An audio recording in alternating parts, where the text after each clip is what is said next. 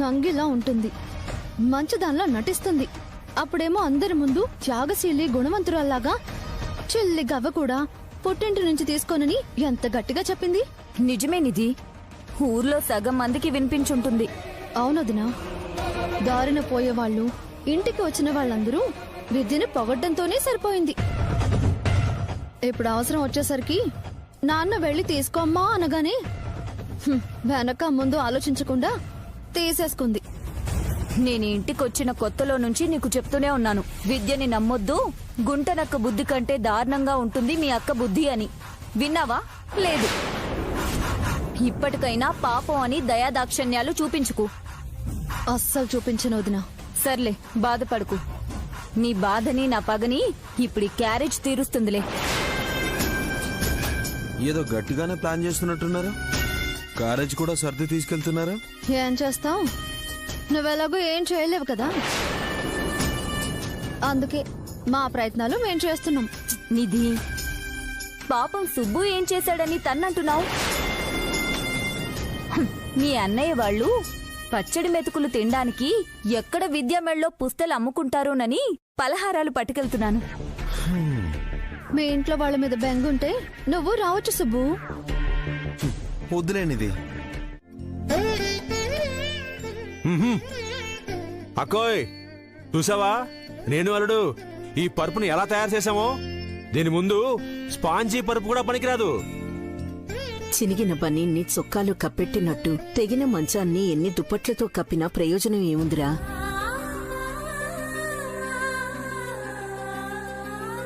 అక్క, అతుకుల బతుకుల్ని దాచుకోవడమే కదా అందరం చేసేది. అందరితో మనకెందుకు గాని, దగ్గర్లో ఏదైనా టైలర్ షాప్ ఉందేమో చూడు, నాకు పని దొరుకుతుందేమో.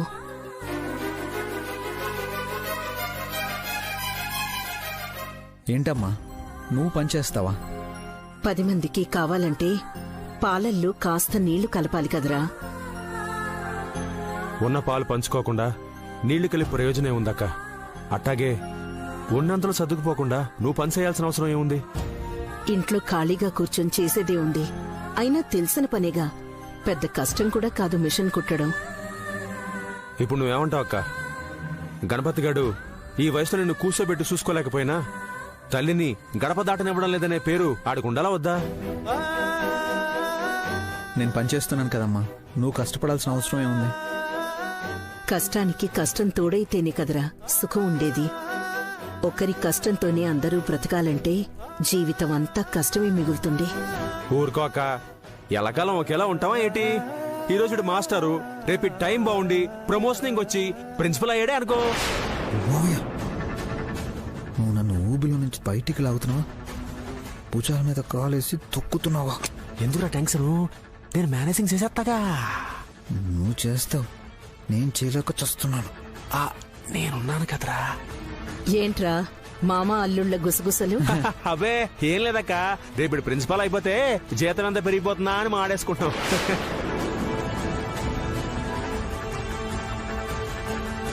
ఎప్పుడో వచ్చే ఆదాయం గురించి ఆలోచిస్తున్నావు కానీ అప్పటికి పెరిగే ఖర్చుల గురించి ఆలోచించరే. రేపు పిల్లలు పుట్టాక వాళ్లతో పాటు ఖర్చులు పెరుగుతాయి. అప్పటి ఖర్చుకి లెక్కలు ఇప్పుడు ఎందుకక్క? ముందు త్వరగా అన్నం వండు, ఆకలిహేస్తున్నాయి. ఆవిడెందుకు కష్టపెడతారు? ఎవరు అదే? అక్క, నీ శనగోడలు దారి దెబ్బ వచ్చినట్టుంది.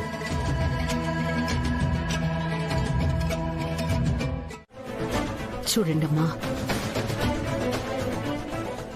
పస్తులతో చావకుండా పచ్చడి మెతుకులైనా తింటావన్న నమ్మకం ఉన్నందుకు చాలా సంతోషం.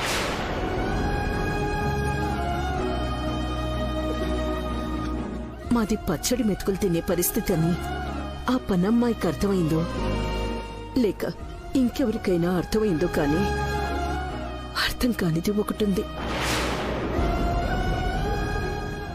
పచ్చడి మెతుకులు తిన్నా అది పరాయి వాళ్లది కాదు, నా కొడుకు కష్టార్జితం.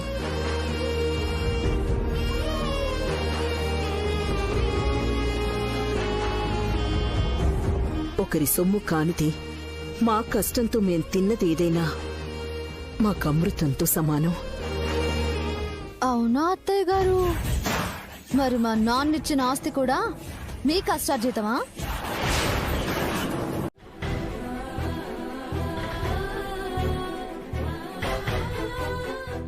విన్నారు కదా, మా నాన్న చనిపోయాక మా అమ్మ కష్టంతో బతికాం, ఇప్పుడు నా కష్టంతో బతుకుతున్నాం. నేను భారీగా విద్యను తీసుకొచ్చుకున్నానే గాని మీ ఆస్తిని కాదు. ఆస్తి ఉంటేనే బతకడం మీకు అలవాటేమో, ఆస్తి లేకపోయినా బతకడం మాకు చిన్నప్పటి నుంచి అలవాటే.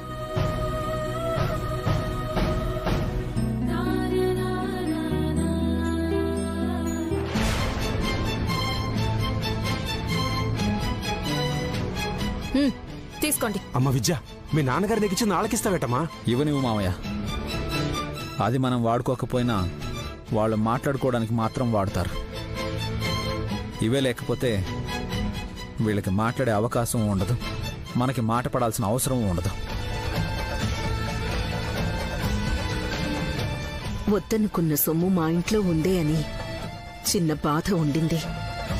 ఆ బాధ ఈ క్షణంలోనే తీరిపోయింది. తీసుకెళ్ళండమ్మా.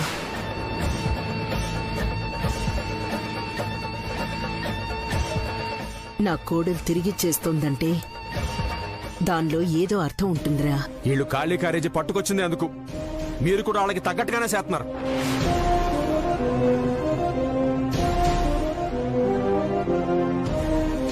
ఖాళీ క్యారేజ్ మాత్రమే తీసుకురాలేదు.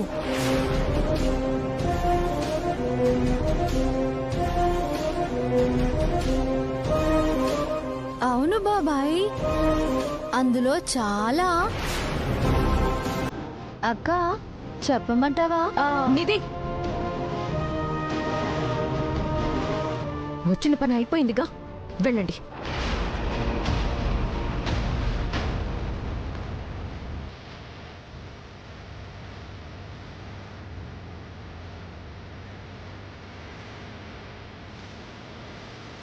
నిధి,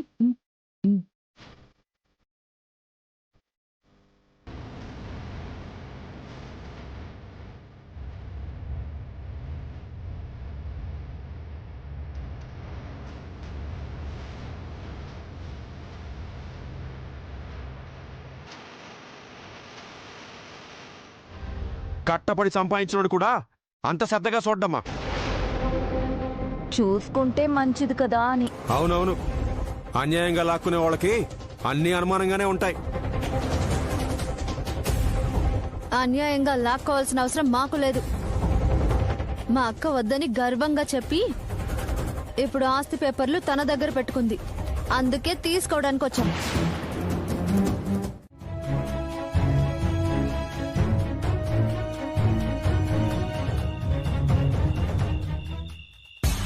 గౌరీ, గౌరీ, ఏంటండి? మన ఇంటికి గెస్ట్లు వస్తున్నారు. మంచి ఫ్రూట్ జ్యూస్ రెడీ చేయి. అంత ముఖ్యమైన గెస్ట్లు ఎవరు? మన పద్మ. పద్మ? తప్పురా, ఏకవచనంతో పిలవకూడదు, పద్మక్క అనాలి. కొత్తగా ఈ వరసలు పిలుపులు ఎందుకో? మనం మర్చిపోయిన పాత విషయాల్ని కొత్తగా చెప్పినప్పుడు మనము కొత్తగా కొన్ని పనులు చెయ్యాలి. ఏం చెప్పింది? మనం వదిలేసిన వాటిని గుర్తు చేసి మనది మనం ఎలా రాబట్టుకోవాలో వీడికి చెప్పింది కదా. ఆ మాత్రం లేకుండా నేను ప్రత్యేకంగా చూస్ చేయమని చెప్తానా? గెస్ట్లు అన్నారు, పద్మకతో పాటు ఇంకెవరు వస్తున్నారు నాన్న? అన్నయ్య ఇంటిని రావణ కాష్టంలా రగిలిస్తూ ఉండే ఆ ఇంటి చిన్న కోడలు నిధి. ఆ అమ్మాయిని కూడా వెంటబెట్టుకుని వస్తుంది. ఆ అమ్మాయిని ఎందుకు తీసుకొస్తుంది? మనకి ఉపయోగపడే మనుషులు మనకి ఉపయోగపడే వాళ్ళనే తీసుకొస్తారు. అయితే నేను స్పెషల్ జ్యూస్ తీసుకొస్తాను. నువ్వన్నట్లు పద్మక్క మనకి బాగా ఉపయోగపడే మనిషే. నాకు ఆ రోజు మాట్లాడినప్పుడే అర్థమైంది నాన్న. అందుకేరా, ఉపయోగపడే వస్తువుల్ని, ఉపయోగపడే మనుషుల్ని జాగ్రత్తగా చూసుకోవాలి.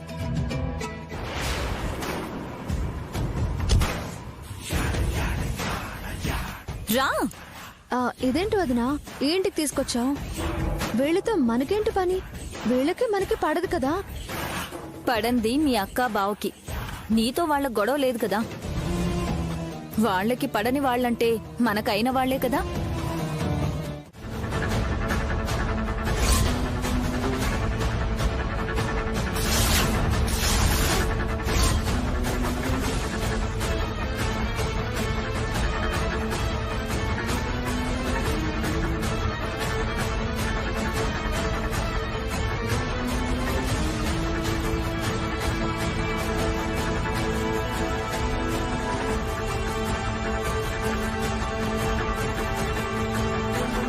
అత్తయ్య, మంచినీళ్ళు కావాలా? మీ మంచం పక్కనే పెట్టాను, మీరు చూడలేదా? ఇప్పుడు నాకు కావాల్సింది నీళ్లు కాదు, నిజం.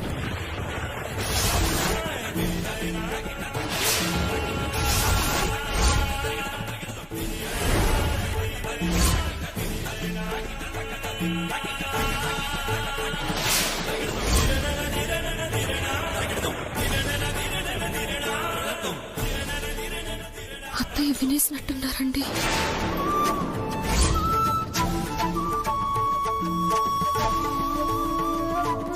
చెప్పండి, గణపతి పాస్ అవ్వడం ఏంటి? తను పాస్ అయి నిన్ను పాస్ చేయించడం ఏంటి?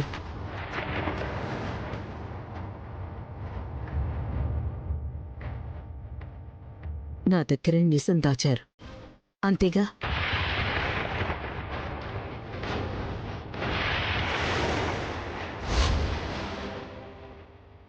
అత్తయ్య, అది నన్ను అలా ఇప్పించగలిగితే తను పాస్ అయినట్టు, నన్ను పాస్ చేసినట్టు, అంతే కదండి? ఆ, ఆ, అంతే అంతే. ఆ, అంతే అమ్మా, అంతే.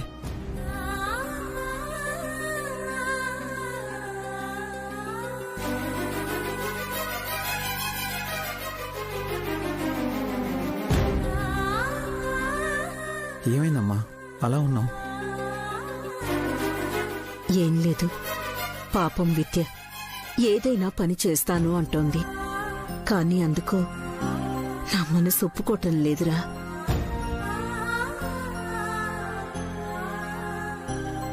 ఆదినారాయణ గారి కూతురు చిన్న ఉద్యోగం అంటే అత్తయ్య, నేను ఆదినారాయణ గారి కూతుర్ని కాదత్తయ్య, మీ కోడల్ని. మన ఇంటి కోసం, మన కోసం నేనేమైనా చేస్తాను, కాదనకండి అత్తయ్య.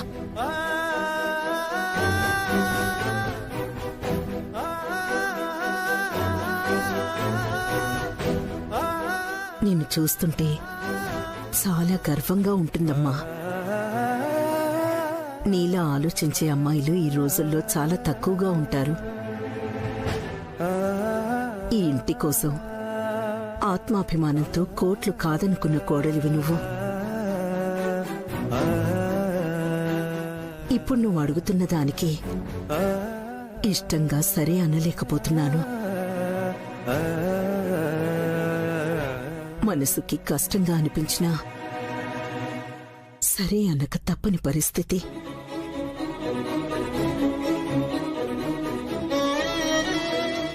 నీ ఇష్టం.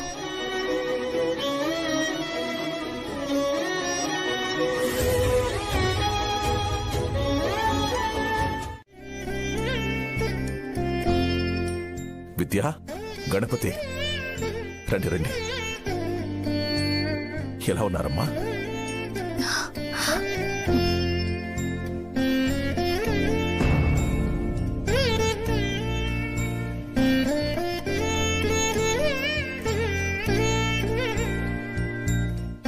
ఎలా ఉన్నావమ్మా? బాగున్నాను నాన్న. బాబు గణపతి, అమ్మగారు వాళ్ళందరూ బాగున్నారా? బాగున్నారు మావయ్య. రా బాబు, కూర్చో. విద్య, బావున్నావా? వస్తున్నట్టు ముందుగా ఒక మాట కూడా చెప్పలేదు.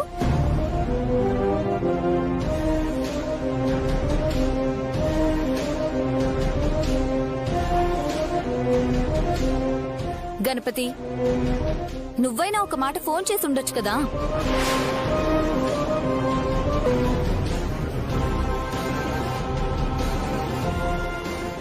ముందుగా అనుకోలేదండి. ఉన్నట్టుండి ఇంటికి వెళ్ళాలంటే తీసుకొచ్చాను. సరే సరే, ముందు టిఫిన్ చేద్దురు గాని రండి. తర్వాత తీరిగ్గా కూర్చొని మాట్లాడుకుందాం రండి. అమ్మా పదన్నమ్మా. ఇప్పుడే వద్దు నాన్న, ముందు నేను మీతో మాట్లాడాలి.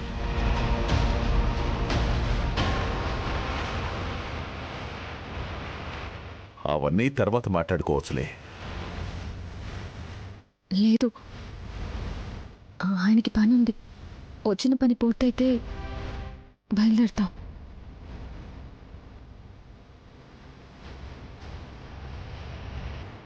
ఏంటమ్మా అలా ఉన్నావు?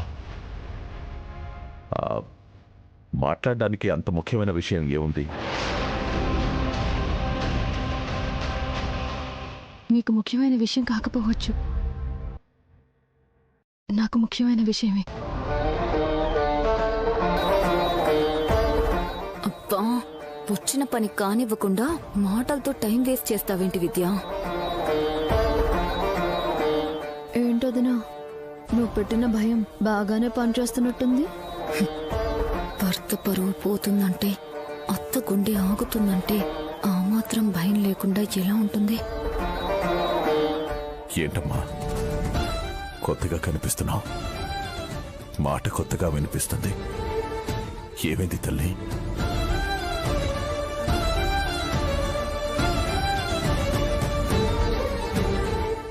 నేను మోయలేని బరువు బాధ్యతల్ని నాపై పెట్టారు.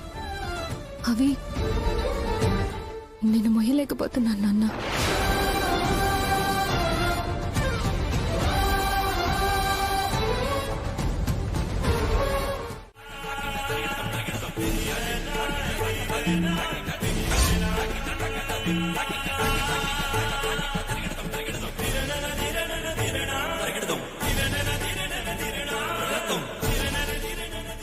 వదినా, తీసుకో.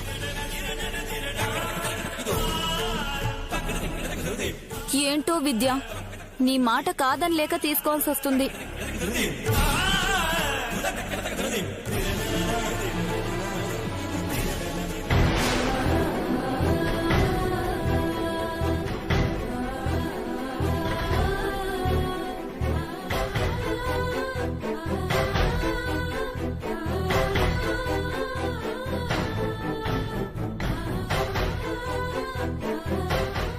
వదినా, ఇది ఆస్తి కాదు, మా నాన్న గౌరవం.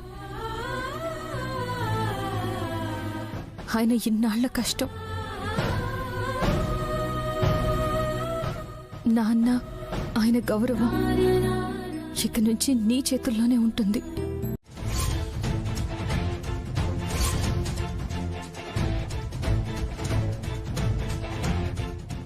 ఎవరు మావయ్య గారు? ఉన్నట్టుండి నా కోడలు క్యారేజ్ తీసుకుని వెళ్తుంటే నా కూతురి కష్టం అర్థం చేసుకుంది. అందుకే అంత ప్రేమగా రాత్రి భోజనం తీసుకుని వెళ్ళింది అనుకున్నాను.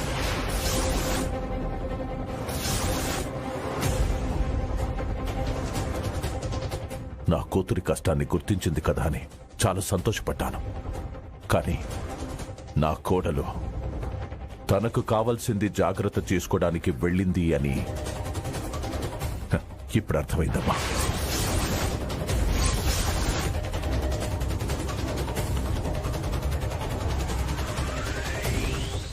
అదేంటి మావయ్య గారు, నేనేదో విద్యని పెత్తనం అడిగినట్టు మాట్లాడుతున్నారు?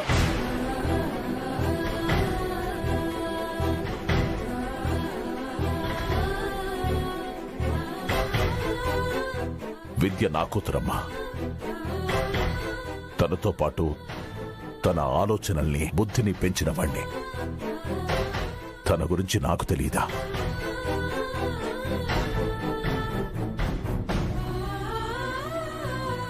నా నిర్ణయాన్ని కాదని నన్ను మాట్లాడకుండా చేసి నీ చేతికి ఇంటి బాధ్యతలు అప్పగించింది అంటే ఆ మాత్రం అర్థం కావట్లేదా?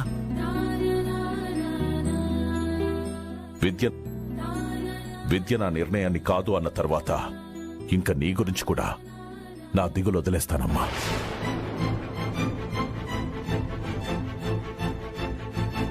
కానీ ఒకటమ్మా, మీ అప్పుల్ని తీర్చి మీ గౌరవాన్ని నిలబెట్టి మీ ఇంట్లోనే మీరుండాలి. ఒక తండ్రిగా అదొకటి నా కోరికమ్మా.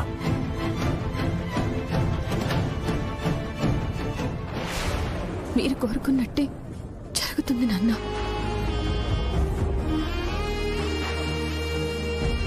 పిలుస్తాం మామయ్య.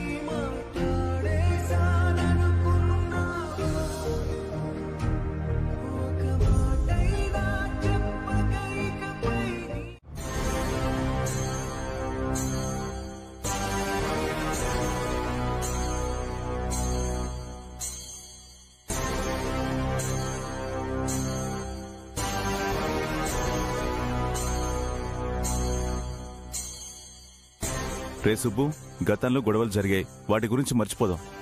ఎలా మర్చిపోతాను నాన్న? మర్చిపోవాలరా? మనమేమైనా పరాయి వాళ్ళమా? వాడు నీకు తమ్ముడు కాదా, నాకు కొడుకు కాదా?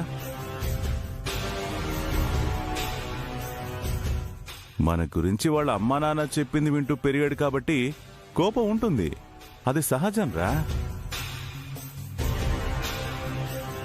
మన గురించి తెలియనప్పుడు మన మంచితనం వాడికేం తెలుస్తుంది?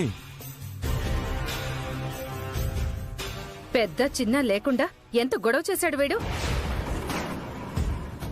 గౌరీ, జరిగింది గుర్తు చేసుకోవడం కాదు, జరగాల్సింది చూడాలి. మన బిడ్డే కదా వాడు కూడా. పెద్దవాళ్ళుగా మనం క్షమించకపోతే ఎవరు క్షమిస్తారు?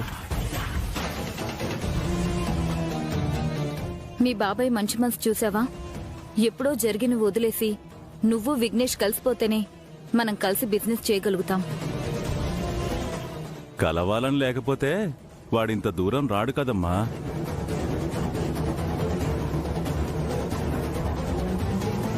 సుబ్బు, నీ మీద మాకెప్పుడు కోపం లేదురా. నాకు వీడెంతో నువ్వు అంతే. మా కోపమంతా మీ అమ్మ మీదనే. అది కూడా మీ నాన్నతో పోవాల్సిన అప్పుల్ని నెత్తిన వేసుకుని మీ జీవితం నాశనం చేసింది. అదే మా కోపం. ఇప్పుడు బాగు చేసే అవకాశం కూడా మీ చేతికే వచ్చింది కదా బాబాయ్. ముందు వీళ్ళిద్దరూ కలిసిపోతే నా బిడ్డతో సమానంగా వాణ్ణి కూడా పై స్థాయిలో నిలబెడతా. అదే నా ఆశ. బాబాయ్ అంతగా చెప్తున్నారు కదా, ఇంకా విఘ్నేష్ తో మాట్లాడకపోవడం ఏంటి? మీ ఇద్దరు చేతులు కలిపారంటే మీ బాబాయ్ నిన్ను ఎక్కడికో తీసుకెళ్తాడు. మీరు బాగుండాలి, మన బిజినెస్ బాగుండాలంటే ముందు మీరిద్దరూ కలవాలి. చేతులు కలపండి.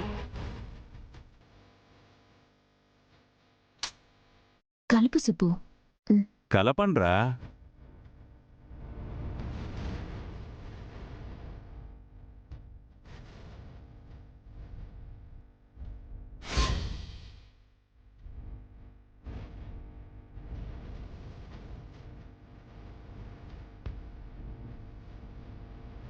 రామ్మా.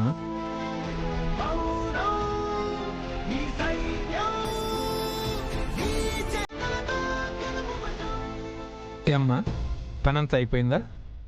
అయిపోయింది సార్. ఈ పీరియడ్ అయ్యే వరకు ఖాళీని. సరే, కాసేపు అలా రెస్ట్ తీసుకోమ్మా. అలవాటు లేని పనులు చేసి అలసిపోయి ఉంటావు. అలాగే సార్.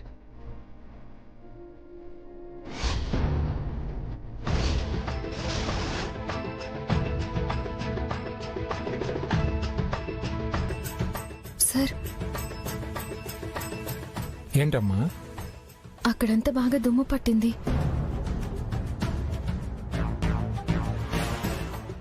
శుభ్రం చేస్తాను సార్. ఎందుకమ్మా? వాడితో ఇప్పుడేం పని లేదు. 4 నెలలకో 6 నెలలకో ఓసారి శుభ్రం చేస్తే సరిపోతుంది. ఫైల్ అంటే సరే, సరస్వతీదేవి విగ్రహం కూడా ఉంది కదా సార్.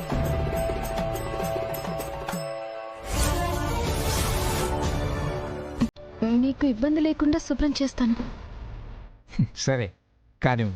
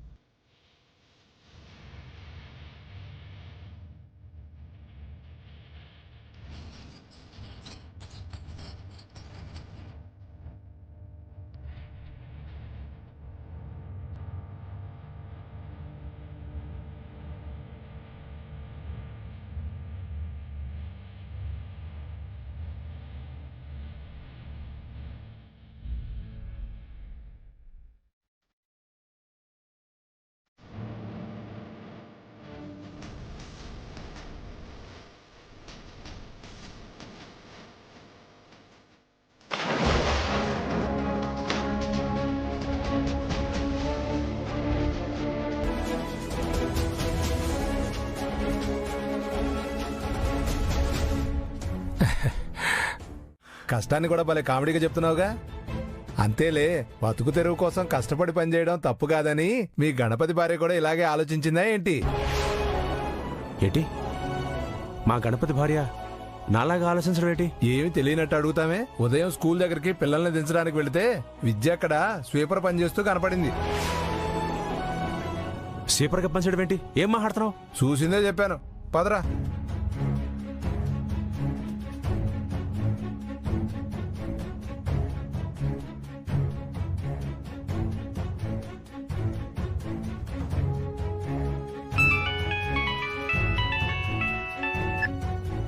మావయ్య, నీకు 100 ఏళ్ళు.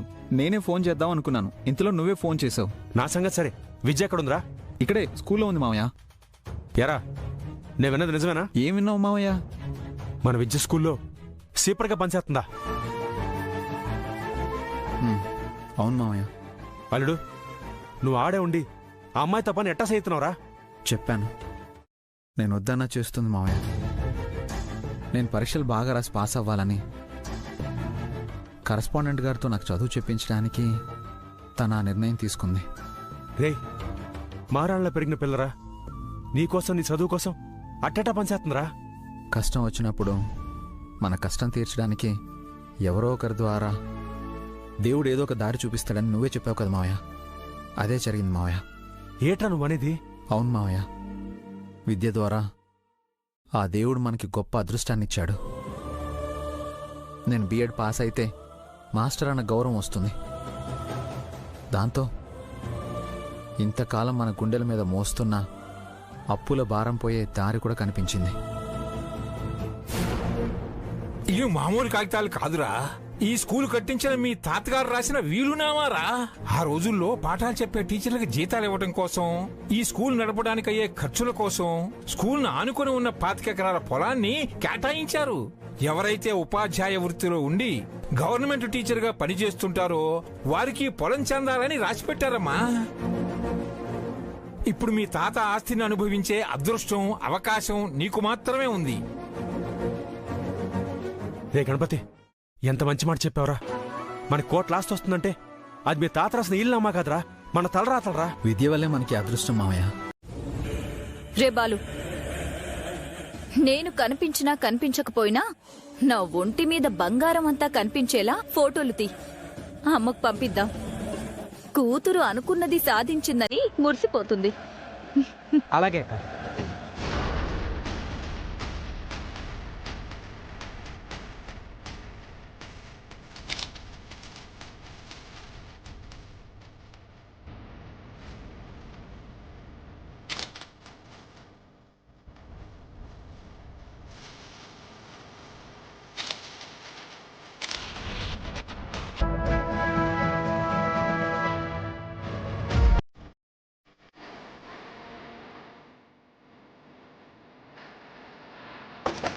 మురళి అక్క మావయ్య ఇస్తున్నాడు అక్క. మురళి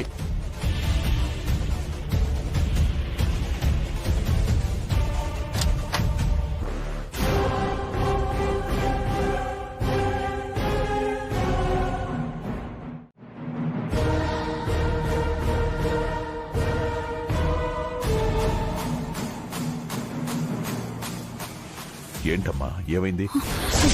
జ్వరం జ్వరం జ్వరం మావయ్య గారు, చలి జ్వరం.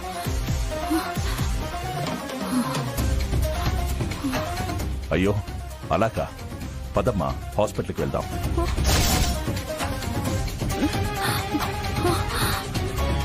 నాన్న, వదినకేమైంది? జ్వరం అంట. ఎప్పటి నుంచి? ఇంతకు ముందే వచ్చింది. ఇంతకు ముందు రావటం ఏంటి? అంటే అది ఇంతకు ముందే నాకు తెలిసింది అంటున్నాను.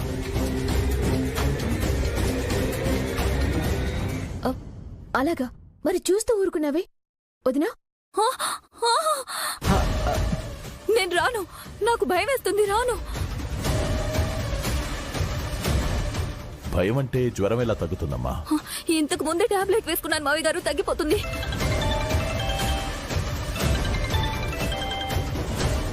సరే అమ్మా, జాగ్రత్తగా చూసుకో. హలో, అమ్మయ్య, బతికిపోయాను.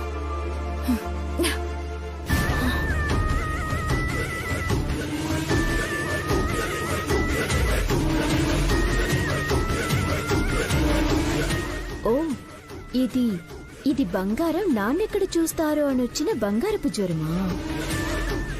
ఎక్కడ చూస్తారోనని భయంతో చచ్చిపోయాను. అవును, నగలన్నీ నువ్వొక్కదానివే వేసుకున్నావేంటుదినా? అంటే ఊరికే సరదాగా వేసుకున్నాను. ఇక్కడ ఏదైనా మనందరిది.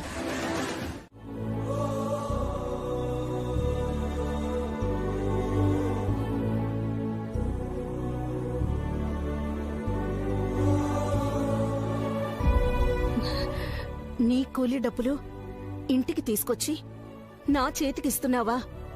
ఏంటక్క రోజు కూల్ దొరకగానే టెన్షన్ గా వెళ్ళి గవర్నమెంట్ కి ట్యాక్స్ కట్టేవాడు ఈ రోజు ఆ డబ్బు తీసుకుని తిన్నగా ఇంటికి వచ్చాడేంటానా? నా కూతురు చూశాక అటువే వెళ్ళాలనే ఆలోచన చచ్చిపోయిందక్క.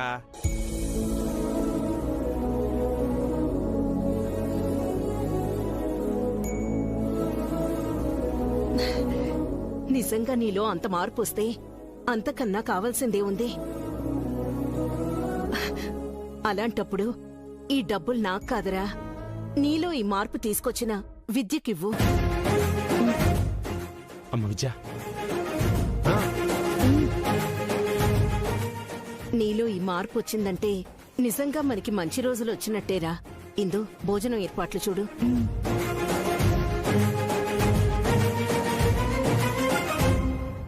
అల్లుడు చూసావా ఇషియాన్ని అలా దారి మళ్లించాను? నువ్వు దారి మళ్లించడం కాదు, నాకు ఏ దారి లేకుండా చేస్తున్నావని భయం వేస్తుంది.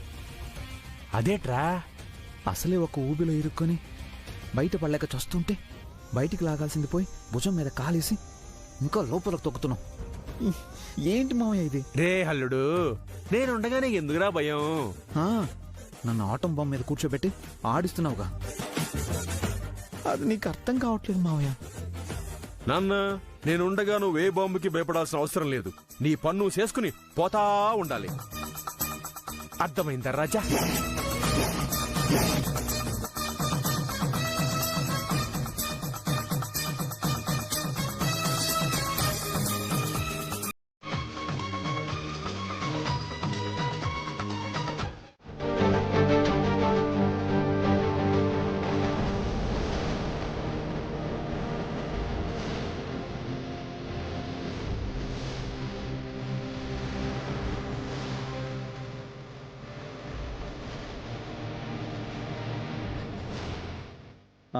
విద్య, పాప మా అమ్మ బయట పడుకుంది.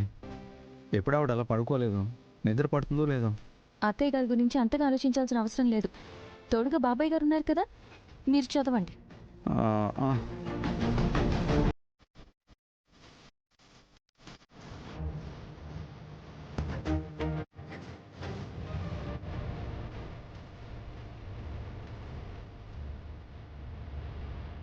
అయ్యో అమ్మ విద్య, అమ్మ చలికి తట్టుకోలేదు, లోపలికి తీసుకొస్తావా?